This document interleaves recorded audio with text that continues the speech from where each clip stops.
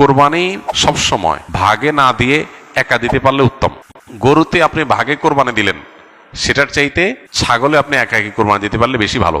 কারণ সাধারণত এক ভাগ গরুতে কোরবানিতে যে টাকা যায়, সাধারণত জেনারেলি একটা ছাগলে অলমোস্ট সেই পরিমাণ বা তার চেয়ে কোনো কোনো ক্ষেত্রে 1-2 হাজার আরো বেশি যায়। তাহলে আপনার অর্থ খরচ তো অলমোস্ট সমান বা বেশি হচ্ছে।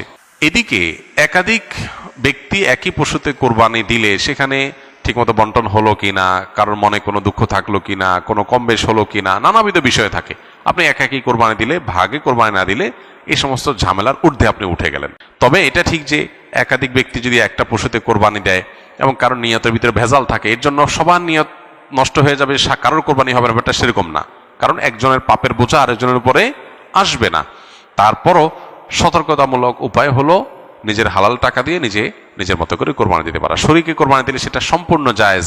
একটা গরু, একটা ওট, এই দুই ধরনের পশুতে আপনার সর্বোচ্চ 7টি ভাগ হতে পারে।